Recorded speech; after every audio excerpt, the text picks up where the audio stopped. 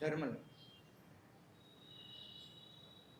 इतिहास की जब हम बात करते हैं तब सबसे अहम प्रश्न यह उपस्थित होता है कि इतिहास जानना जरूरी क्यों है।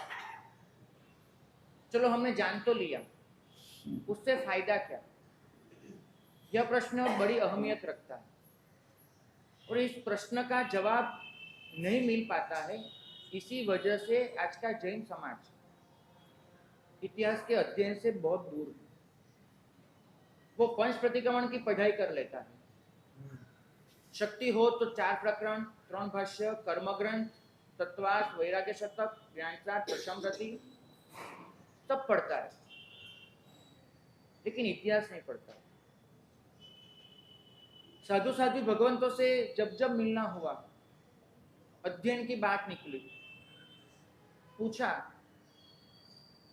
कभी ऐसा जवाब नहीं मिला है कि हम इतिहास पढ़ रहे। न्याय पढ़ा जाता है, व्याकरण पढ़ा जाता है, कर्मग्रंथ पढ़े जाते हैं, साहित्य पढ़ा जाता है, शास्त्र पढ़े जाते हैं, इतिहास भुला दिया जाता है। शायद इसकी वजह यह भी है, हम इतिहास का सर्जन करने में इतने उत्सुक है, इतने मशगूल है कि जो इतिहास हमारे पुरखों ने रचा वो हमारे लिए बहुत गौण हो गया। हमें अपने दिमाग में सतत यही सोच बनी रहती है कि कैसे ऐसा काम कर दे कि जो ऐतिहासिक हो, जो भव्याति भव्य हो, जो पहले कभी न हुआ हो, हम पहले हो, हम अनन्य हो। लेकिन इसी भाग दौड़ में हम यह भूल जाते हैं कि जो प्रजा अपना जो खुद का भव्य भूतकाल था उसको भुला देती है, वो एक उज्जवल भविष्य का निर्माण भी नहीं कर सकती। उज्जवल भविष्य के निर्माण के लिए बहुत जरूरी है कि हम अपने भव्य भूतकाल को समझे। भूतकाल हमें 2 बात सिखाता है। एक, जो अच्छा था, जो जरूरी था, जो करने से बहुत लाभ हुआ था, उन सभी कार्यों से हम कुछ प्रेरणा ले, हम प्रेरित हो और उसी कार्य को हम आगे बढ़ाते जाए। इतिहास हमें एक सीख ये देता है कि कैसे, क्यों, क्या करना चाहिए। वो पहली सीख इतिहास की रहती है। और दूसरी बात, इतिहास हमें यह सिखाता है कि कौन सी भूल वो रिपीट नहीं होनी चाहिए। हमारे पूर्वजों ने सिर्फ अच्छे काम किए थे ऐसा भी नहीं, गलतियां उनसे भी हुई। हम जब विश्लेषण करते हैं तब हमें मालूम चलता है कि कुछ अच्छा था जो करने लायक है, कुछ अच्छा नहीं भी था जो छोड़ने जैसा। तो भूतकाल में से हम दोनों बातें सीख सकते हैं और ये दोनों बातें जानने के लिए इसका इतिहास का अध्ययन बेहद जरूरी है।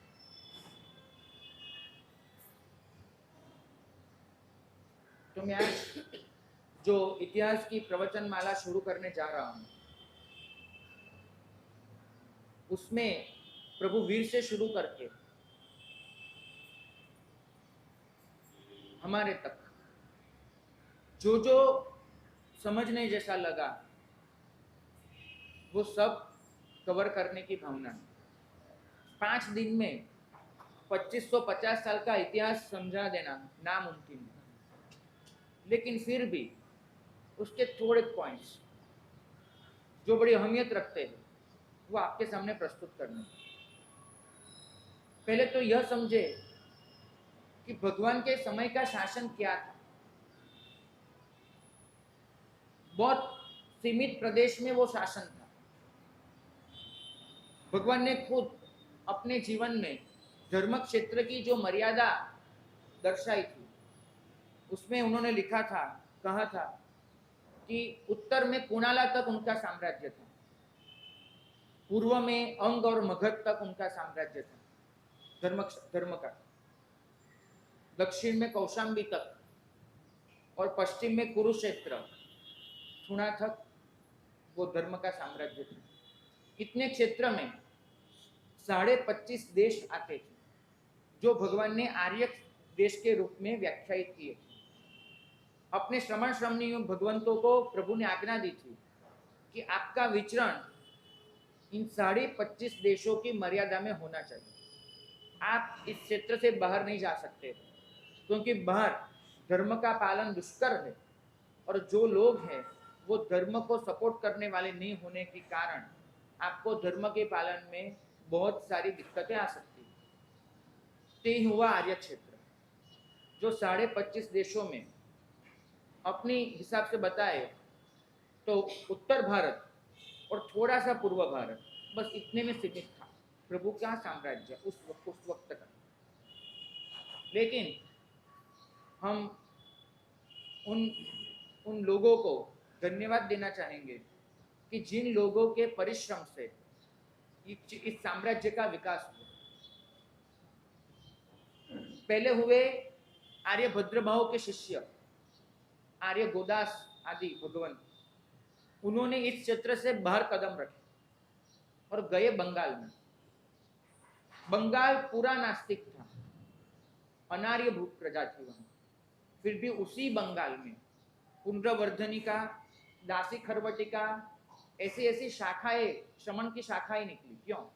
क्योंकि पुंड्रवर्धन, दासी खरवट, ताम्रलिप्ति, ऐसे उस वक्त के जो बंगाल के नगर थे, उन सभी नगरों में एक गोदास आदि भगवंतों ने जाकर धर्म के साम्राज्य का प्रचार प्रसार किया।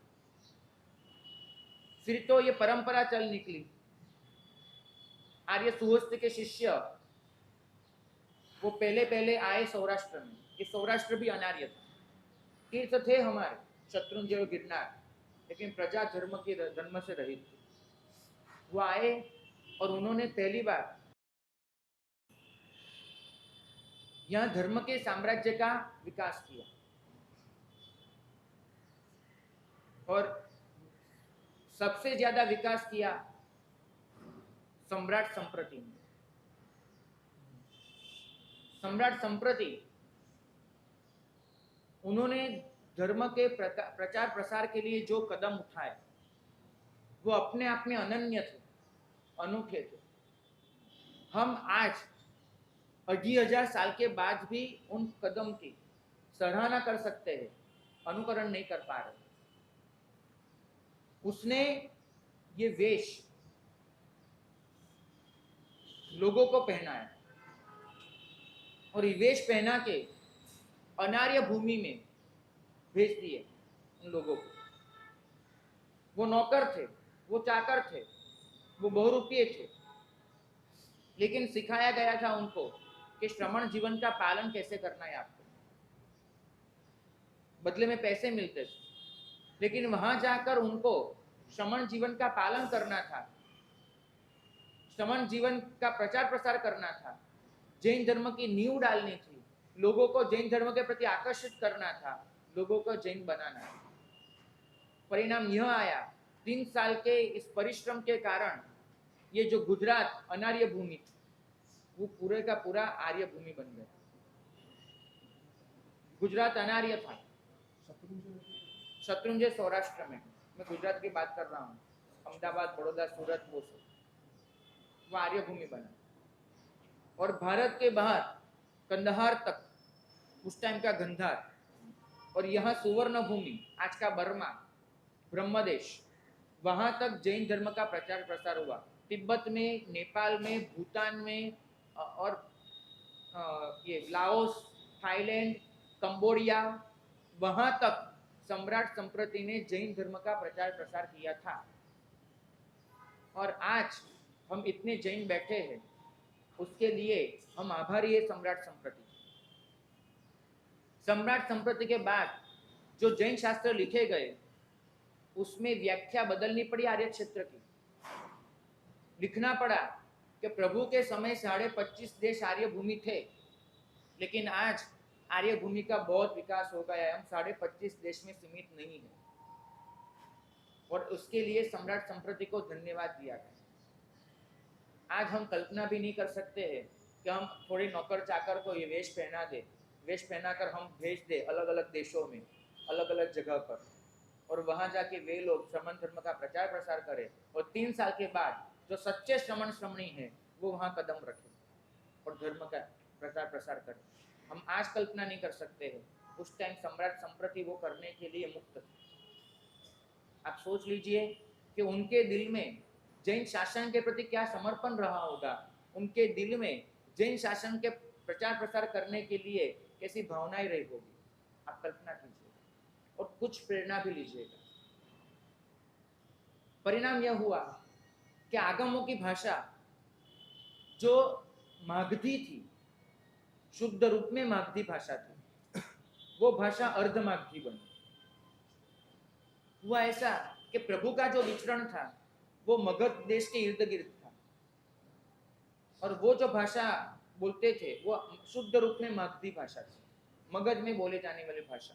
मगध का साम्राज्य बहुत दूर तक फैला हुआ था और सब लोग मागधी भाषा में व्यवहार करते थे। लेकिन साधुओं का विचरण क्षेत्र बढ़ा, साधु सिर्फ मगध साम्राज्य तक सीमित नहीं रहे, वो अलग अलग बहुत सारी जगहों पे गए और जहां गए वहां के होके रह गए। साधुओं की ये एक क्षमता थी, पानी जहां जाता है उस पात्र में जल जाता है। साधु जहां गए वहां की संस्कृति उन्होंने अपनाई, वहां के संस्कार अपनाए, वहां का आहार अपनाया, वहां की भाषा भी अपनाई और उस भाषा में साधुओं ने व्याख्यान देने शुरू किए और वहां की प्रजा वो भी श्रमण बनी, श्रावक बनी और जुड़ गई श्रवण संस्था में, जुड़ गई श्राविका संस्था में, जुड़ गई श्रमणी संस्था में। और फिर जो आगमों का अध्ययन हुआ उसमें भाषा की परिवर्तन आए, स्वाभाविक रूप से होने वाले थे और जो परिवर्तन आए वो आगमों में जुड़ते गए। आगमों की भाषा वो बदलाती गई और जब देवर्षि गणित क्षमा श्रवण उन्होंने आगम लिखवाए तब उन्होंने बताया कि अब जो आगम की भाषा है वो शुद्ध मागधी नहीं है।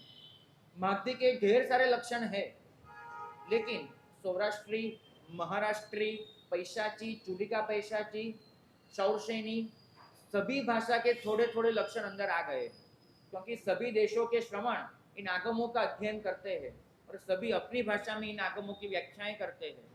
तो आगमों की भाषा बदल चुकी है और फिर वो भाषा अर्ध मागधी के नाम से परिचित हुई, जिसमें मागधी के आधे लक्षण थे और आधे अलग अलग भाषा के थे। अर्ध मागधी भाषा के रूप में वो परिचित हुई वो भाषा। और पूर्वों की भाषा वो संस्कृत। जैन शासन का जो श्रुत ज्ञान है उसका जो वारसा है वो भूतकाल में कौन सी भाषा में था वो समझना भी जरूरी है। तो पूर्व संस्कृत में थे, क्योंकि पूर्वों की रचना करने वाले ब्राह्मण वो खुद संस्कृत भाषी थे। पूर्व का मतलब इतना होता है कि भगवान के शासन की स्थापना हो, भगवान अपना वक्तव्य दे, अपनी देशनाएं दे और उसका जो संग्रह होता है वो अंग आगम गिना जाता है। अंग आगम का मतलब है कि भगवान ने जो खुद देशनाएं दी उसका जो संग्रह हुआ वो अंग आगम है। अंग आगम की जो व्याख्याएं करते हैं स्थविर भगवान वो उपांग बोले जाते हैं। अंग भगवान की खुद की देशना है, उपांग उस अंग के आधार पर जो विश्लेषण हुआ, जो विवेचन हुआ स्थविर भगवंतों के द्वारा वो उपांग है। श्रावक जीवन और श्रमण जीवन, ज्यादातर श्रमण जीवन, उसकी मर्यादाएं, उसमें उत्सर्ग, उसके अपवाद, उसमें प्रायश्चित्त जिसमें दिखाए गए वैसे ग्रंथ छेद ग्रंथ गिने जाते हैं। जो ग्रंथ श्रमण जीवन या श्रावक जीवन के मूल है, जिसमें बेसिक नॉलेज रखा गया है कि कैसे पालन किया जाए श्रमण और श्रावक जीवन का, वो मूल ग्रंथ गिने जाते हैं। और भगवान का प्रत्येक साधु सालों तक भगवान का उपदेश सुनता है, देशना सुनता है और फिर जाके अपनी ओर से कुछ प्रदान करता है। जो सुना है उसके आधार पर कोई रचना करता है। तो कहा जाता है कि भगवान के हर एक श्रमण ने, मतलब 14,000 साधु थे, तो हर एक साधु ने कुछ ना कुछ अवश्य लिखा था, कुछ ना कुछ अवश्य रचना की थी। तो वो रचनाएं प्रकीर्णक ऐसे नाम से गिनी जाती है, जो आज हम पयन्ना कहते हैं, प्रकीर्णम। तो 14,000 साधु थे, तो कम से कम 14,000 पयन्ना, जिसमें से आज करीबन 80 पयन्ने मौजूद है। 80, उसमें से 10 पयन्ने वो आगम की गिनती में गिने जाते हैं। जब अब 45 आगम की गिनती करते हैं तो 10 पयन्ने उसमें गिने जाते हैं, लेकिन कुल मिलाकर 80 जितने पयन्ने अभी मौजूद है। कुछ प्राचीन है, कुछ अर्वाचीन भी है, लेकिन ये सब जितना भी शुद्ध ज्ञान है वो भगवान की देशना के बाद का, भगवान की देशना होने से पहले का जो शुद्ध ज्ञान था वो दो तरह का था। एक, ब्राह्मण पंडित खुद बहुत ज्ञान लेकर आए थे, वो सम्यक ज्ञान नहीं था, फिर भी जरूरी ज्ञान तो अवश्य था। क्यों, आपको मैं बताऊं। जैसे 14वां पूर्व है लोक बिंदुसार, उस 13वां पूर्व है क्रिया विशाल। तो क्रिया विशाल जो पूर्व है वो संपूर्ण रूप से व्याकरण है, भाषाओं का व्याकरण है। तो व्याकरण तो वो लोग सीख के आए थे। जैसे लोक बिंदुसार है, उसमें लोक मर्यादा, लोक व्यवस्था की बातें की गई है, वो तो वो लोग सीख के आए थे। तो गंधर्व भगवान जो 11 ब्राह्मण थे, वो भगवान की देशना सुनने से पहले जो ज्ञान रखते थे, उस ज्ञान को उन्होंने जो शास्त्रों में ढाला, वो शास्त्र पूर्व गिने गए। पूर्व का मतलब होता है देशना होने से पूर्व जिस ज्ञान का संग्रह हुआ है, पूर्व का मतलब पहले, तो वो पूर्व गिने गए। गंधर्वों की भाषा संस्कृत थी, क्योंकि ब्राह्मण थे वे लोग, इसलिए पूर्व संस्कृत में हुई। और उसके साथ ही भगवान के समय तक प्रभु पार्श्व के श्रमण मौजूद थे। तो महावीर स्वामी के श्रमणों के पास दो तरह का श्रुत ज्ञान आया। एक जो प्रभु वीर ने दिया, एक जो प्रभु पार्श्व की परंपरा से मिला। प्रभु वीर ने जो श्रुत ज्ञान दिया वो द्वादशांगी गिनी गई, और प्रभु पार्श्व का जो वारसा था वो कहा गया पूर्व। पूर्व का दूसरा मतलब होता है कि पूर्व के तीर्थंकरों की जो श्रुत संपदा हमें मिली है वो पूर्व है। जैसे पूर्व में ये सब रखा गया है। अभी एक प्रश्न आपको शायद होता होगा, नहीं होता है तो मैं आपको बताऊं, आपसे पूछ लेता हूं। हम ऐसा बताते हैं कि जब शासन की स्थापना हुई तब 11 गंधर्वों ने द्वादशांगी की रचना कर दी। द्वादशांगी उन्होंने बना दी। तो मेरा पूछना है आपसे कि यदि पहले दिन द्वादशांगी की रचना हो गई थी, द्वादशांगी मतलब 12 अंग वो हो गए थे, तो फिर 30 साल तक भगवान जो भी बोले उसका क्या हुआ? जो पहले दिन द्वादशांगी बन चुकी थी, तो 30 साल तक भगवान जो बोले उसमें से एक भी शब्द हमारे पास नहीं है, ऐसा हमें मानना होगा, जो नामुमकिन है। तो द्वादशांगी की रचना कर दी थी पहले दिन, उसका मायना क्या है वो हमें समझना पड़ेगा। द्वादशांगी की रचना का मतलब यह कभी नहीं होता है कि पहले दिन आज जो आचारांग उपलब्ध है, जो सूत्र कृतांग, जो भगवती जी है, वो पहले दिन ही रचे गए थे, ऐसा उसका मतलब नहीं होता। इसका इतना ही मतलब है कि एक तीर्थंकर जब देशना देते हैं तो उनकी देशना में कुल मिलाकर 11 तरह की बातें हो सकती है। कुल मिलाकर 11 तरह की बातें हो सकती है। जैसे मैं आपको दिखाऊं, तीर्थंकर चारित्र का पालन कैसे करना, आत्म साधना कैसे करनी, आत्म कल्याण के मार्ग पे कैसे आगे बढ़ना, इन सबके लिए बहुत महत्वपूर्ण निर्देश देते, सभी तीर्थंकर देते। तो तीर्थंकरों के ऐसे जो निर्देश होते हैं आत्म साधना के लिए, जो निर्देश, वो सब निर्देश वो आचारांग गिने जाते हैं, जिसमें आचार की बातें हैं, ऐसे आचारांग। तो साधना सूत्र सब आचारांग में जुड़ते हैं। ऐसे ही तीर्थंकर भगवान कितनी ही बातें फिलोसॉफी की करते हैं, जो दार्शनिक अभिगम गिना जाता है उनका, तो वो सूत्र कृतांग में आता है। आप याद रखिए कि ये भरत हो कि महाविदेह हो, दादा आदिनाथ हो या महावीर स्वामी हो, सबके शासन में 11 अंक की व्यवस्था यही रहेगी, 11 अंक के नाम यही रहेंगे। दादा आदिनाथ के बाद उनके समय में भी पहला अंग आचारांग ही था, और हमारा अंग भी आचारांग ही है। तो 11 अंक की व्यवस्था यही रहेगी। तो जो दार्शनिक अभिगम थे वो प्ररूपणा थी, वो सूत्रकृतांग में आई। तीसरी, भगवान कितनी बार ऐसी बातें बताते थे लोगों को याद रखने के लिए, 1 2 3 4 ऐसे, जैसे 4 गति है, 5 ये है, 6 है, 7 ये है, जैसे भगवान बहुत सारे करते थे, 100 तक जाते थे प्रभु। 71 है, 72 है, 80 है, ऐसे याद रखा थे। तो याद करने की एक परिपाटी थी। और भगवान कई बार देखना ऐसे शुरू करते थे कि आज मैं आपको 80 की बात बताऊंगा, फिर 80 80 80 का आंकड़ा जहां जहां होता है वो भगवान ऐसी बातें बताते। तो ऐसी जितनी भी बातें थी वो स्थानांक जी में आई। स्थान का मतलब होता है संख्या, तो एक संख्या के बल पर ऐसी बातों को इकट्ठी कर लेना वो स्थानांक जी है। फिर समवायन, तो भगवान की देशना में बहुत सारी बातें ऐसी होती है जो प्रकीर्णक होती है, मतलब उसको हम कोई चौक्कस सब्जेक्ट में नहीं डाल सकते।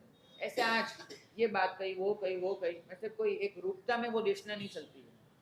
तो ऐसी जो प्रकीर्णक बातें होती है जो जरूरी होती है लेकिन हम उसका वर्गीकरण नहीं कर सकते हैं, तो वो समवायन जी में आती है।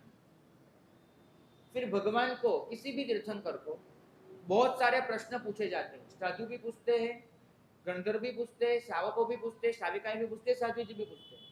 तो हर भगवान को जितने भी प्रश्न पूछे जाते हैं वो प्रश्न के वो जो जवाब देते हैं वो संग्रहित होते हैं। ऐसे प्रश्न जब संग्रहित होते हैं तो बोला जाता है व्याख्या प्रज्ञप्ति। व्याख्या मतलब विस्तार से, प्रज्ञप्ति मतलब जवाब देना, तो विस्तार पूर्वक जवाब देना वो नाम होता है व्याख्या प्रज्ञप्ति। व्याख्या प्रज्ञप्ति बहुत बड़ा ग्रंथ है, तो उसके साथ हम एक विशेषण जुड़ते हैं भगवती। भगवती का मतलब होता है पूज्य, पूज्य व्याख्या प्रज्ञप्ति ऐसा उसका मतलब होगा। लेकिन हम वो मूल आगम का नाम भूल गए और हमने याद रख दिया भगवती जी। भगवती वो विशेषण है, उसकी पहचान है, आगम का नाम नहीं है। लेकिन इतने जितने भी प्रश्नोत्तर होते हैं उसका संग्रह भगवती गिना जाएगा।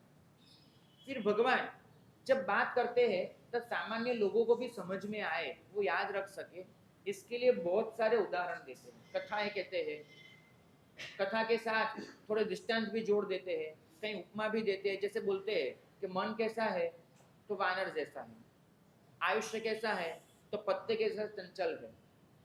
ऐसे ऐसे बहुत सारे उदाहरण देते हैं। जैसे हम संसार में जन्मे तो कैसा हुआ, तो जैसे कादो में से कमल खिला, ऐसा ऐसा बोलते हैं। तो भगवान ऐसी उपमाएं देते हैं, ऐसे दृष्टांत देते हैं, ऐसी कथाएं कहते हैं। तो वो वो कहा जाता है ज्ञाता।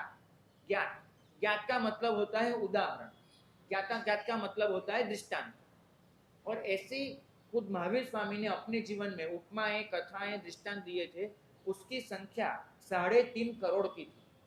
उन्होंने इतने सारे सब कथाएं नहीं की थी, ऐसे दृष्टांत भी दिए थे, उपमाएं भी दी थी। उसमें से जो संग्रह होता है वो कहा जाता है ज्ञाता धर्म कथा। धर्म कथा, धर्म को याद करने के लिए कही गई कथा।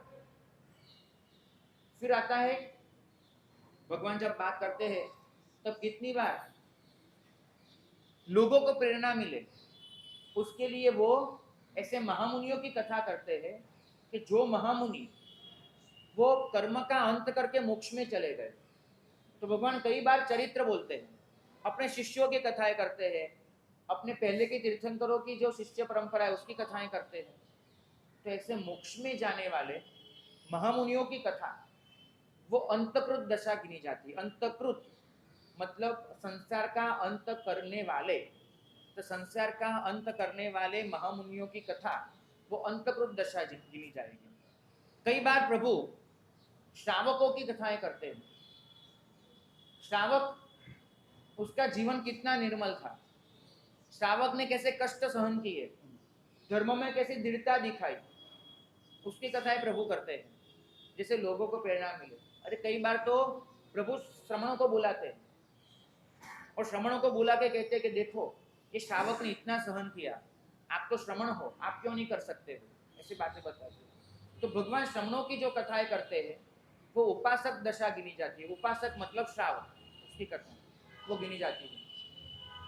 कई बार प्रभु ऐसे लोग महामुनियों की कथा करते हैं कि जो लोग मोक्ष में नहीं जा पाए लेकिन अनुत्तर विमान तक गए, उनकी कथाएं वो अनुत्तरोपपातिक आगम में आएगी।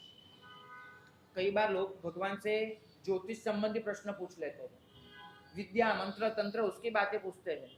और तीर्थंकर को जरूरी लगता है तो उसके जवाब भी देते हैं तीर्थंकर। किसी का पूर्व बताया, किसी का भविष्य दिखा दिया, किसी को ये दिखा, किसी को ये जवाब दिया।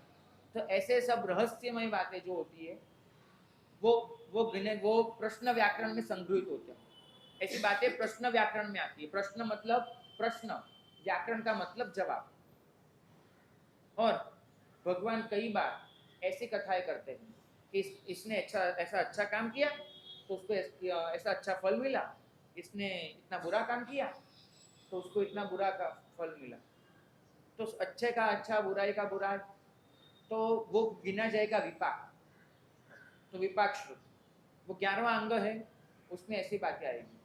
तो कुल मिला के मैं आपको ये समझाना चाहता हूँ कि तीर्थंकरों की जो देशना रहती है वो देशना ऐसे 11 विभाग में विभाजित होती है। गणधर भगवान पहले दिन शासन स्थापना के दिन ये 11 अंक, इस 11 अंक की वो व्यवस्था करते हैं। जैसे हमने नोट बना ली, आपकी नोट है ना बेन जी, आपने इसमें 11 प्रकरण बना दिए कि महाराज साहब ऐसी बात कहेंगे तो मैं यहाँ नोट करूंगी, महाराज साहब ऐसी बात कहेंगे तो मैं यहाँ नोट करूंगी। आपने इंडेक्स बना दिया कि आचार की बातें यहाँ लिखूंगी, फिलोसॉफी की बातें यहाँ लिखूंगी, प्रश्न का जवाब मैं यहाँ लिखूंगी। ऐसे एक नोट में आपने 11 चैप्टर बना दिए, ऐसा समझ लीजिए। तो ऐसे ही गणधर भगवंतों ने जो भगवान बोलेंगे उस श्रुत ज्ञान को 11 चैप्टर में विभाजित करने का निर्णय किया। वो गिना जाता है 11 अंग। बोलो।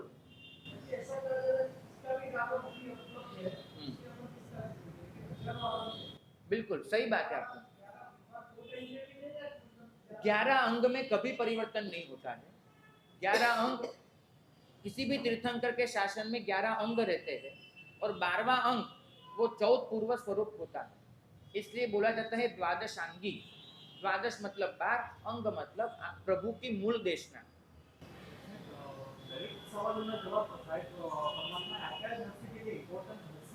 मैंने वही बताया आपको। भाई का प्रश्न है कि प्रभु हर सवाल का जवाब देते हैं तो नहीं, प्रभु को योग्य लगता है कि इसका जवाब देना जरूरी है और हित में है तो प्रभु जवाब देते हैं, नहीं तो मौन रहते हैं।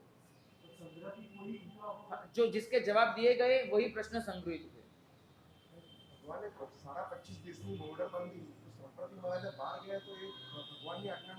पहले हम ज्ञान की बात कर रहे हैं अभी। तो वो 12 अंग थे, उसके आधार पर बहुत सारे शास्त्र लिखे गए। लेकिन शासन की ये मर्यादा है कि जिस शास्त्र की रचना पूर्वधर के समय में होती है वो शास्त्र आगम गिना जाएगा, और पूर्वधरों के बाद में जो शास्त्र की रचना होती है वो आगम, वो शास्त्र कहा जाएगा। तो बहुत कम शास्त्र ऐसे हैं जिसको आगम की कक्षा में रखा गया है और बाकी शास्त्रों को शास्त्र के नाम पे हम बुलाते हैं। तो बहुत सारे आगम थे लेकिन हम गंवा चुके हैं, लेकिन जितना है वो भी कोई कम नहीं है। तो ऐसे 11 अंक की जो व्यवस्था थी, अब आप समझ गए होंगे कि पहले दिन 11 अंक की रचना नहीं हुई थी, 11 अंक की व्यवस्था हुई थी। और प्रभु ने वो प्रमाणित किया था कि आपने ये जो व्यवस्था की है, जो विवेचन किया है कि मैं इस बात को यहाँ रखूंगा, इस बात को यहाँ रखूंगा, वो उस विवेचन को, उस व्यवस्था को मैं प्रमाणित करता हूँ। इसलिए प्रभु ने उस व्यवस्था को मान्यता प्रदान की थी, जिसको हम बोलते हैं द्वादशांगी की रचना। नहीं, वो रचना नहीं थी, वो व्यवस्था थी। और फिर 30 साल में प्रभु जो भी बोलते गए गणधर भगवान वो नोट निकाल लेते। आज प्रभु ने दार्शनिक बातें की, चलो सूत्र प्रदान में लिख दो, ये दार्शनिक बातें सूत्र प्रदान में। आज प्रभु ने 10 की संख्या पे सब बात की थी, चलो स्नानांग जी में उसको रख दो। आज प्रभु ने अच्छी कथा बता दी थी, जिन पालित जिन रक्षित की, चलो ज्ञाता धर्म कथा में रख दो। तो ऐसे प्रभु की देशना वो संग्रहित होती गई अलग अलग विभागों में, और ऐसे जाके 11 अंक वो धीमे धीमे डेवलप होते गए, बढ़ते गए, उसका कद बढ़ता गया। जैसे हम कहते हैं ना कि प्रभु ने फूल बरसाए और गंधर्वों ने मालाएं बनाई, तो उसकी बात, इसका मतलब यही होता है कि प्रभु ने तो 3 घंटे तक विवेचन किया होता है। गंधर्व भगवत जब लिखते हैं तब 3 घंटे का 2-3 वाक्यों में लिख देते हैं। जैसे प्रभु ने बताया कि आप स्वयं को मित्र बनाए, तो प्रभु ने एक वाक्य तो नहीं बोला होगा, वो तो पूरा बताया होगा कि कैसे मित्र होना चाहिए, हम खुद क्यों मित्र है, दूसरों में मित्रता की खोज करने की जरूरत नहीं है, वगैरह वगैरह। लेकिन गंधर्वों ने इतना लिखा क्या लिखा कि भगवान बताते तुम आप अपने मित्र बन जाओ बस। तो गणधर भगवान करते वो सूत्र होता है। सूत्र का मतलब होता है अर्थ। सूत्र का मतलब होता है अर्थ। अर्थ का मतलब समझते हो ना, क्रीम। तो भगवान घंटे भर बोल लेते हैं, उसके लिए एक दो वाक्य गणधर भगवान लिख देते हैं। बोलो। अरे मतलब अब यार मुझे क्या मालूम था आप शब्द पकड़ लेंगे। लिखना, लिखने का मतलब होता है उसकी रचना होती है। लिखने का मतलब, लिखना मतलब वो अब टिपिकल लिखना नहीं हो, उसका मतलब है वो रचना होती है और रचना करते हैं। ऐसा मत समझिए कि लिखा नहीं जाता था, ऐसा कोई नहीं था, लेकिन ज़्यादातर लिखा नहीं जाता था, इतना बता सकते हैं। क्योंकि प्रभु के समय में भी थोड़े बहुत शास्त्र तो लिखे गए, सब मुख्य परंपरा में ही था, ऐसा नियम नहीं है, लेकिन ज्यादातर मुख्य परंपरा में था, बहुत अल्प लिखा जाता था। तो वो 11 अंग की व्यवस्था और ये पूर्व की व्यवस्था, इतना शुद्ध ज्ञान लेके हम चल रहे थे। फिर उसमें घाटा होता गया दोनों तरफ से। बुद्धि क्षमता गिरती गई, मेहनत कम होती गई, जवाबदारियां बढ़ती गई, जिम्मेदारियां बहुत ज्यादा होती गई, श्रावकों का संपर्क ज्यादा होता गया। परिणाम यह आया कि स्वाध्याय पर उसकी असर हुई। और दूसरी ओर इतनी सारी आपत्तियां आई। कभी मानवों ने आपत्तियां खड़ी की, कभी कुदरत ने खड़ी की। 12-12 साल के दुकाल हुए और उसमें बहुत सारे श्रमण उन्होंने अनशन किया या फिर अपना जी गंवा दिया। परिणाम यह हुआ कि शुद्ध ज्ञान कम होता गया। लेकिन आचार्य भगवान, श्रमण भगवान, वो इतने समर्पित थे, जैसे दुकाल खत्म होता पूरे भारत के श्रमण एक जगह पे इकट्ठे हो जाते, इकट्ठे होकर अरस परस चर्चा करते। ये भगवान बताते कि मुझे आचरण के पहले 2 अध्ययन याद है। ये भगवान बताते पहले 2 मुझे थोड़े बहुत कम हो गए हैं, लेकिन तीसरा चौथा मेरा कंप्लीट है, वो मैंने याद रखा नहीं। ऐसे सब मिलके एक दूसरे को सिखा देते थे। ये जो भूल गए थे तो वो इनके पास सीख लेते थे, ये जो भूल गए थे इनके पास सीख लेते थे। सब साथ में बैठकर उसका पाठ करते थे और बताते थे, कोई देखो भैया आपने पाठ किया, आचार्य श्री आपने पाठ किया, लेकिन इसमें 2 शब्द आपने गलत बोले, 2 शब्द ऐसे थे। ऐसे सब साथ में मिलकर एक दूसरे को करेक्ट करते थे, सुधारते थे, और फिर जितना शुद्ध ज्ञान था उसको वापिस सबके पास कर लेते थे। इसको बोलते थे वाचना। वाचना का मतलब ये उपदेश नहीं है, हमने तो वाचना का मतलब ही बदल दिया। वाचना का मतलब होता है साथ में बैठकर श्रुत का जीर्णोद्धार करना। आप जैसे देरासर का जीर्णोद्धार करते हो, ऐसे श्रुत का जीर्णोद्धार होता है, और एक ऐसा जीर्णोद्धार करना उसको वाचना बोली जाती थी। ये कोई सम्मेलन नहीं थी, ये वाचना है। बौद्धों में जब जब ऐसा होता था तो बौद्धों में उसको बताया जाता था संगीति। वो लोग संगीति कहते थे उसको, SANGEETI, संगीति, और हम उसको बोलते थे वाचना। तो शास्त्रों में ऐसी छोटी छोटी वाचनाएं का तो बहुत उल्लेख है, लेकिन 6 बड़ी वाचनाएं हुई। हम उन 6 वाचनाओं के विषय में थोड़ा बहुत जानने का प्रयत्न करेंगे। पहली वाचना हुई वीर निर्वाण संवत 160 160। वीर निर्वाण संवत का मतलब होता है प्रभु वीर का निर्वाण हुआ तब से जिस संवत का प्रचलन हुआ, 1 2 3 ऐसे। तो वीर निर्वाण संवत 160 में आर्य सूर्यभद्र उनकी अध्यक्षता में पाटलिपुत्र में वाचना हुई। बहुत सारे श्रमण इकट्ठे हुए और सबने हार्ट अटैक का अनुभव किया, क्योंकि पता चला कि 160 साल के बाद इस पूरी वाचना में मौजूद एक भी श्रमण ऐसा नहीं है कि जिसको 14 पूर्व आते। पूर्व का ज्ञान विलुप्त हो गया। वाचना में पता चला कि एकमात्र आचार्य श्रेष्ठ आर्य भद्रबाहु बचे हैं नेपाल में जिनको 14 पूर्व आते हैं। बाकी पूरी श्रमण संस्था में एक भी श्रमण ऐसा नहीं है जिसको 14 पूर्व आते। श्रमण संघ ने निर्णय किया कि 14 पूर्व की वाचना फिर से चालू की जाए, और उसके लिए जो प्रबंध हुआ वो अलग बात है, बड़ी बात है। लेकिन कैसे हुआ, क्यों हुआ, वो अलग बात है। लेकिन वाचना में पता चला था, ये सबसे बड़ी बात है कि 14 पूर्वधार धरी कोई श्रमण नहीं है। और फिर भद्रबाहु स्वामी के पास श्रमणों ने वो अध्ययन किया और परिपाटी आगे चल निकली। तो पहली वाचना ये हुई थी। दूसरी वाचना हुई थी वो महामेघवाहन सम्राट खारवेल, उसने कलिंग के पर्वतों में, कुमारगिरी उसकी गुफाओं में ये वाचना का आयोजन किया था।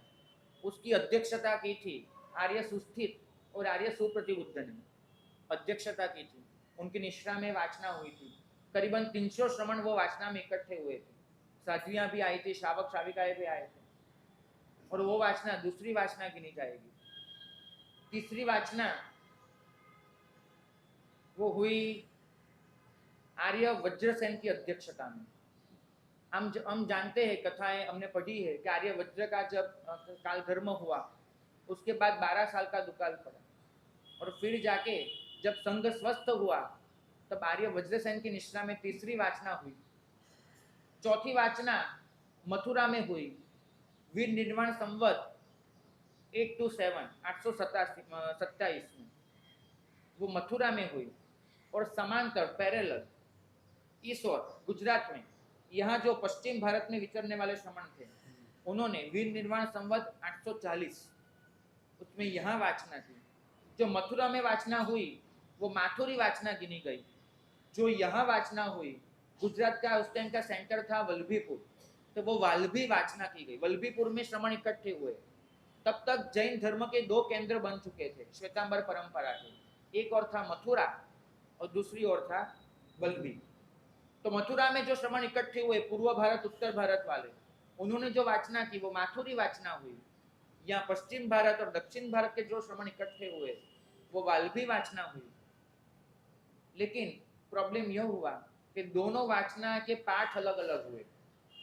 उन्होंने जो वाचना तैयार की माथुरी वाचना वाले श्रमणों ने, और यहाँ वाल्भी वाले श्रमणों ने जो तैयार की, माथुरी वाले वाचना उसके अध्यक्षता कर रहे थे आर्य स्कंदिल, और वाल्भी वाचना उसकी अध्यक्षता कर रहे थे आर्य नागार्जुन। तो आर्य नागार्जुन ने अपनी अध्यक्षता में जो वाचना की उसके कई पाठ अलग थे। आर्य स्कंदिल ने जो वाचना की उसके पाठ अलग थे। और उस टाइम लिखने का प्रारंभ किया गया, लेकिन इतना महत्व नहीं दिया गया लिखने की बात को कि सब सूत्र ज्ञान सुरक्षित हो जाए। तो आगे जाके जब छठी वाचना हुई वीर निर्वाण संवत 980 में वल्लभीपुर में, तब देवर्धि गणिक श्रमण की अध्यक्षता में जितना भी सूत्र ज्ञान उस टाइम मौजूद था वो सब फिर से संग्रहित किया गया और लिखाया गया। और उस टाइम देवर्धि गणिक श्रमण ने इतना उदार आशय रखा कि जहां जहां समन्वय हो सका दोनों वाचनाओं का वह उन्होंने किया। जहां समन्वय नहीं हो पाया वह उन्होंने लिखा कि माथुरी वाचना वाले ऐसा पाठ लिखते हैं और वाल्भी वाचना वाले ऐसा पाठ बोलते हैं। लेकिन एक ही आगम में दोनों पाठ रख दिए, लेकिन समण संघ को एक कर दिया। और वो करके 980 में पहली बार हमारे वहाँ आगम लिखे गए, ऐसा कहा जाता है। उसके पहले थोड़ा बहुत लिखा गया था, लेकिन 980 में जो प्रयत्न हुआ उसने संपूर्ण सूत्र ज्ञान को सुरक्षित किया।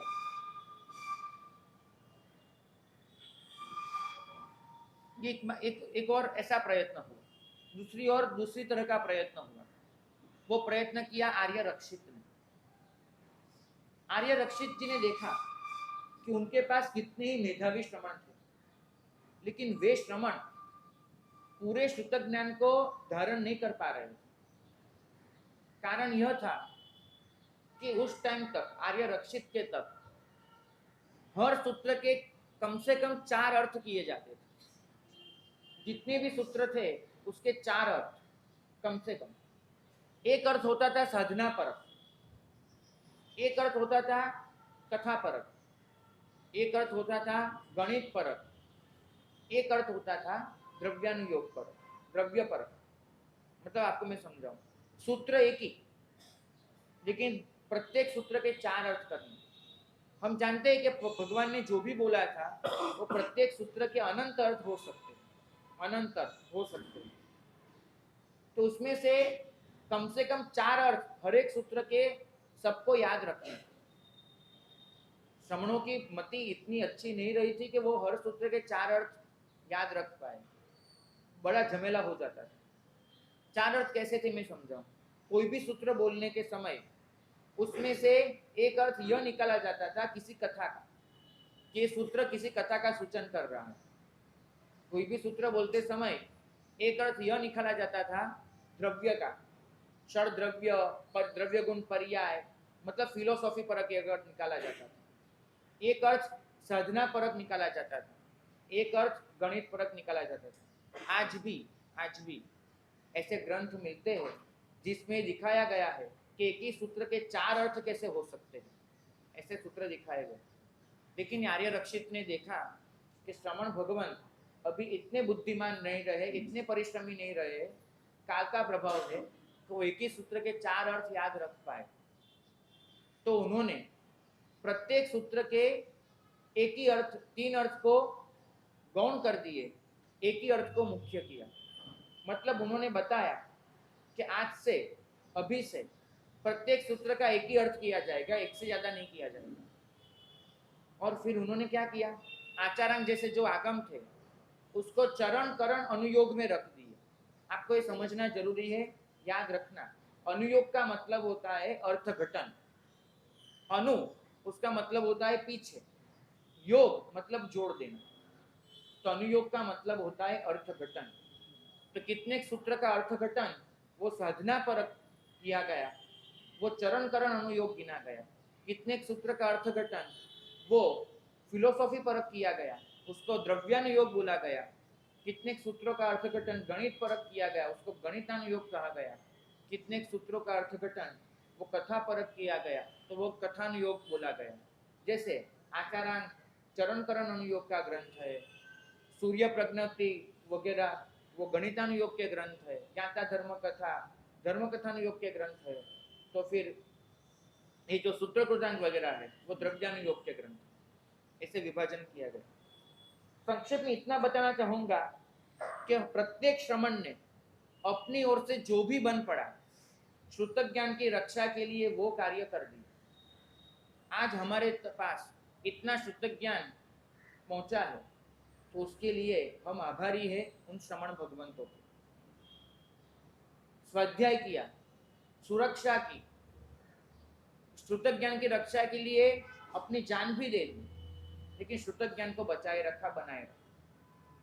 और ऐसे जो श्रमण भगवान थे जो श्रुत ज्ञान में के लिए समर्पित हो जाते थे, ऐसे श्रमण भगवंतों को जैन संघ एक विशेष उपाधि प्रदान करता था कि आपने श्रुत ज्ञान के लिए बहुत कुछ किया।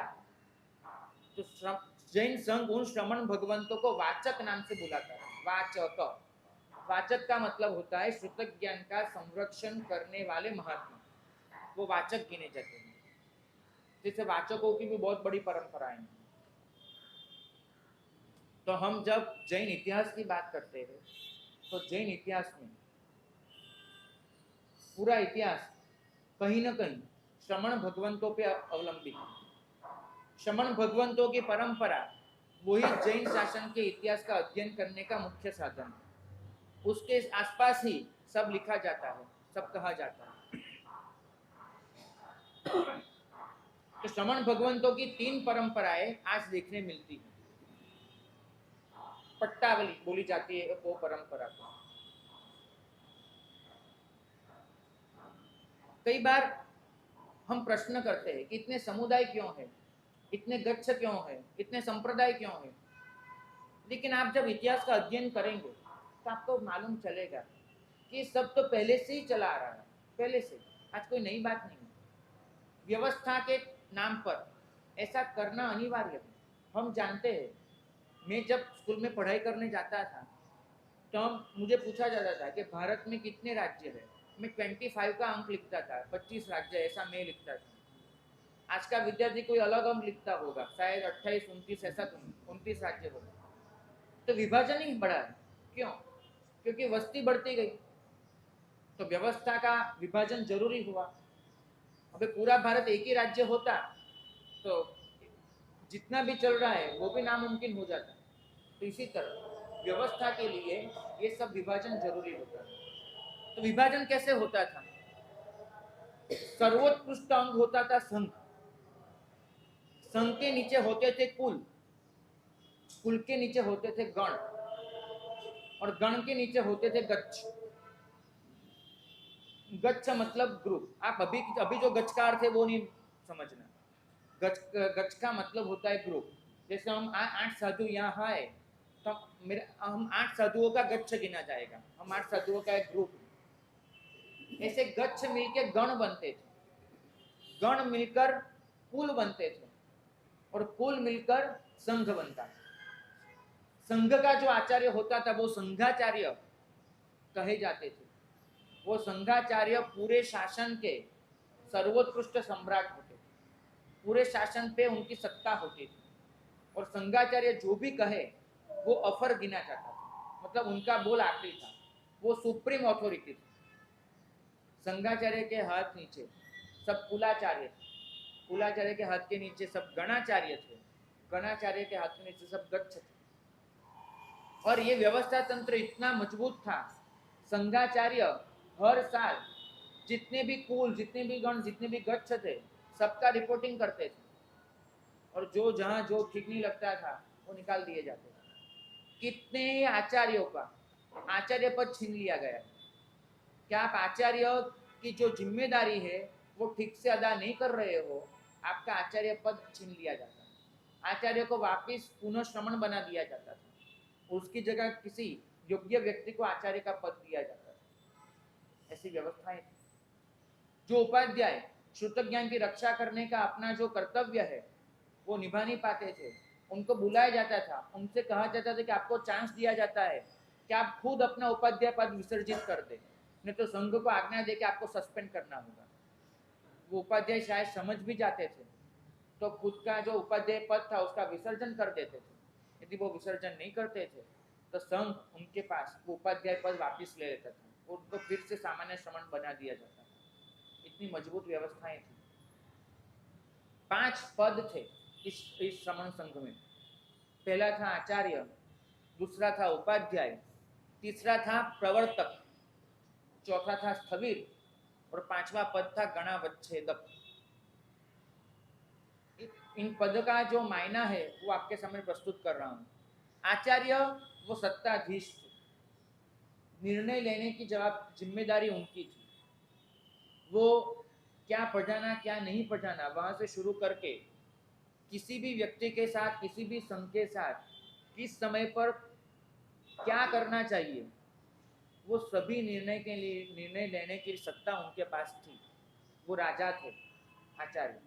लेकिन कैसे राजा? मैंने आपको बताया, गणाचार्य कुलाचार्य को जवाबदार थे और कुलाचार्य संघाचार्य को जवाबदार थे। संघाचार्य कुछ पूछते थे तो कुलाचार्य की फर्ज होती थी, कर्तव्य होता था कि उनको उचित रूप से जवाब दिया जाए, और गणाचार्य की वो कर्तव्य भावना रहती थी कि वो भी कुलाचार्य को ठीक तरह से जवाब दे। ये व्यवस्था थी। तो आचार्य, एक आचार्य के हाथ नीचे एक और एक से ज्यादा उपाध्याय हो सकते थे। उपाध्याय वो श्रुत ज्ञान उसके उसके प्रचार प्रसार की जिम्मेदारी निभाते थे, और उसके साथ पूरे गच्छ में जितने भी प्रॉब्लम्स आते थे उन सबका सॉल्यूशन करने की जिम्मेदारी भी उपाध्याय की रहती थी। और फिर आचार्य के हाथ नीचे वो ट्रेनिंग भी लेते जाते थे कि कल उनको ही आचार्य बनना था। आचार्य के जो कार्य होते थे उसमें वो सहयोग भी देते थे। तीसरा पद था प्रवर्तक। प्रवर्तक का मतलब होता था आचार्य उपाध्याय जो निर्णय करते थे, आचार्य या उपाध्याय, उस निर्णय का अमल श्री संघ में कैसे करवाना, उसके लिए वो प्रोजेक्ट बना देते थे, रोड मैप बना देते थे। जैसे उपाध्याय भगवंत ने एक नई सामाचारी का निर्माण किया तो सामाचारी अप्लाई कैसे हो वो देखने का, वो प्रोजेक्ट बनाने की जिम्मेदारी वो प्रवर्तक की रहती थी। प्रवर्तक के हाथ नीचे थे, उनके बाद आते थे स्थविर भगवान। स्थविरों का कार्य रहता था, दीक्षा का पालन करते हैं। कई बार ऐसा होता है थक जाते हैं साधु, तो संयम में आनंद नहीं आता है, चारित्र छोड़ने का मन होता है। कई बार ऐसा होता है कि पढ़ाई का मन नहीं रहता है, कई बार सम्यक्त्व में कुछ शंकाएं होती है, जैसे सम्यक ज्ञान दर्शन चारित्र, उसमें कुछ भी रुकावट आती थी, गिरावट आती थी, तो स्थिर करने का काम वो स्थविर भगवंत करते थे। और पांचवे थे गणावच्छेदक। गणावच्छेदक की जिम्मेदारी वो रहती थी कि पूरे गण के लिए जितनी भी जरूरी बातें हैं वो सबका निर्वाह करना। जैसे पात्र की जरूरत रहती है, वस्त्र की जरूरत रहती है, वो काजा लेने के लिए दंडासन की जरूरत रहती है, तो गण को किसी भी चीज की जरूरत हो वो जरूरत गणावच्छेदक पूर्ण करते थे। तो ऐसे 5 पद थे और ये पांचों पद कोई उम्र, कितनी उम्र हुई, कितना पर्याय हुआ, उसके बदौलत नहीं दिया जाता था। आज तो क्या है, मैं दीक्षा लूँ मतलब नक्की है कि मैं आचार्य बनने वाला हूँ, थोड़े बहुत साल में यहाँ मतलब प्रसार कर दूँ और एक का चेला हो जाए तो मेरी आचार्य पद पक्का है। तो आज लायकात, पात्रता, योग्यता वो कुछ भी मायना नहीं रखता, जबकि उस समय ऐसा नहीं था। पात्रता के मुताबिक पद दिया जाता था, पद पर्याय के मुताबिक नहीं दिया जाता था, पात्रता के मुताबिक दिया जाता था। फलतः पूरा संघ वो सुरक्षित हाथों में था, पूरा संघ। तो कुछ रिक्वायरमेंट मिनिमम आचार्य पदवी के लिए कि जैसे 5 मिनिमम शिष्य ऐसा जो भी था वो टाइम से था या नहीं, ऐसी शिष्य संख्या का नियमन नहीं था, क्योंकि उस टाइम आज के जैसे गुरु शिष्य परंपरा ही नहीं थी। जैसे ये मेरे चले उनके ये है, ऐसे कोई गुरु शिष्य परंपरा ही नहीं थी। सब लोग दीक्षित होते थे सीधे गण में, व्यक्ति की गुरु शिष्य परंपरा नहीं थी, और बहुत अच्छा था। आज तो कैसा है देखिए आप, एक आचार्य भगवान के 10 शिष्य हैं तो उनकी विरावत 10 शिष्य करेंगे। एक आचार्य भगवान उनके एक ही शिष्य है, उनको कोई संभालने वाला भी पीछे से नहीं रहता। कोई श्रवण भगवान के कोई शिष्य नहीं है तो उनकी सेवा कौन करेगा? और एक 10 शिष्य पग दबाने के लिए बैठ जाते हैं और एक और उसको खाना पीना देने वाला भी कोई नहीं रहता है। ये कहाँ से आया? व्यक्तिगत गुरु शिष्य परंपरा में परस्पर का ईर्ष्या भाव भी बढ़ा, मतलब इनके इतने शिष्य मेरे इतने शिष्य, ईर्ष्या भाव भी बढ़ा, स्पर्धा का भाव भी आया। इस सभी बातों उस टाइम नहीं थी, क्योंकि व्यक्तिगत गुरु शिष्य परंपरा थी ही नहीं। पहले तो वो निकल गया, लेकिन लायकात के मुताबिक दिया जाता था पद। तो पात्रता कैसी होनी चाहिए उसके बहुत बहुत तीव्र मापदंड थे। जैसे जगत गुरु गिरिविजय सूरी महाराज, उन्होंने एक पत्र प्रकाशित किया था कि पन्यास पद, उस टाइम उसको बोला जाता था विबुध पद, तो पन्यास पद देने के लिए कितनी पात्रता मैं जरूरी गिनता हूँ, उसका पूरा उन्होंने कागज प्रकाशित किया था। मैं गारंटी देना चाहूँगा कि आज उस कागज को जो फॉलो किया जाए तो बहुत सारे पन्यास भगवंतों को अपनी पन्यास पदवी का विसर्जन कर देना पड़े। इतने इतने इतने वो कठोर मापदंड थे। आप कभी पढ़ लेना, आपको मिल जाएगा, नाम याद रखना, विबुध पद विज्ञप्ति, उस कागज का नाम है विबुध पद विज्ञप्ति। और अनुसंधान नाम का एक मैगजीन है जो मेरे गुरु भगवंत ही प्रकाशित करते हैं, उसमें वो कागज छपाया गया विबुध पद विज्ञप्ति के नाम से, आप पढ़ लेना। बोलो।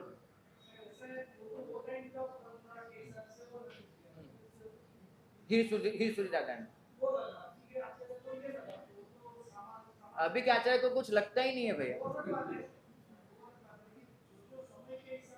बिल्कुल बिल्कुल, लेकिन समाज को सुरक्षित करना है तो आचार्य पद, उपाध्याय पद, पन्यास पद, गणी पद, जो 4 पदवियां होती है, उसके लिए पदवी के लिए कौन से मापदंड होने चाहिए बोले आज के हिसाब से, लेकिन वो तय तो करने रहेंगे। ऐसे जो किसी भी साधु को कोई भी पद मिल जाए, ऐसी जो व्यवस्था हो गई है उसको तो बदलना होगा, इतना मैं बताना चाहूँगा। क्योंकि आज हम देख रहे हैं साधु की संख्या के हिसाब से आचार्यों की संख्या बहुत ज़्यादा है, बहुत ज़्यादा। तो इतने आचार्य मिलकर शासन का कुछ कर सके वो तो एक स्वप्न दिख रहा है। उसकी जगह अच्छा है कम आचार्यों के हाथ में सत्ता हो और वो सब मिलकर शासन को आगे ले जाए, इतना करने की जरूरत है। इस संघ की व्यवस्था के बारे में कुछ बात की, आगे हम कल देखेंगे। संप्रति महाराज का जवाब नहीं दिया। संप्रतिक महाराजा के लिए भाई ने पूछा कि प्रभु ने जब आर्य क्षेत्र की मर्यादा तय की हुई थी, संप्रति महाराज उस मर्यादा का उल्लंघन कैसे कर सकते थे, वो आपका प्रश्न है। मैं बताना चाहूंगा कि प्रभु ने हमेशा इतना ही बताया था कि मैं जो कह रहा हूँ वो इस काल की मर्यादा के अनुरूप कह रहा हूँ। उस टाइम जो आपको उचित लगे वो विवेक पूर्वक करे, वो बात है। हम ऐसे पैदा हुए हैं जो हमेशा पकड़ के रखते हैं कि भगवान ने क्या कहा था, और ये लोग थे, वो लोग एक ऐसा प्रश्न करते थे, आज भगवान होते तो उन्होंने क्या कहा होता। प्रश्न में यहीं से फर्क हो जाता है। हम पूछते हैं कि भगवान ने क्या कहा था, इसलिए हम आगे नहीं बढ़ पाते। लेकिन ये जो लोग थे वो पूछते थे कि भगवान ने क्या कहा होता इस परिस्थिति में। दोनों के जवाब इतने भिन्न हो जाते हैं। एक सुदृढ़ भविष्य का निर्माण करने में सहायक बनता है, एक जवाब हमें भूतकाल के खिले से, तंबे से बांधकर रख देता है। तो ये आप कीजिए, आपको प्रश्न क्या पूछना है, भगवान ने क्या कहा था या फिर भगवान ने क्या कहा होता। भगवान की आज्ञा इतनी है, भगवान की आज्ञा वो भगवान ने खुद फरमाया है कि मेरी आज्ञा निर्देश है, आदेश नहीं है। आदेश का मतलब होता है ये कर ले, ये नहीं कर, ये आदेश होता है। निर्देश का मतलब होता है सूचनाएं, इस परिस्थिति में ये सूचना दी जाती है। તો આ રીઝનથી કાલે કરતા એમ કહેશે કે રાત્રિ ભોજન એ વખતે લાઇટ નથી તો આજે સાહેબ આવી રીતે मेरी बात आप सुन लीजिए कि रात्रि भोजन नहीं करने के जो कारण दिए गए हैं वो कारण आज भी वैसे के वैसे ही है। तो रात्रि भोजन शुरू नहीं कर सकते। हमें सब कुछ मिटा देना है ऐसे भी बात नहीं है, सब कुछ बदल देना है ऐसे भी बात नहीं है, सब कुछ नया ला देना ऐसे भी बात नहीं है। बात इतनी सी है कि देश काल के अनुरूप निर्णय ले जाना। मोरिहंताणम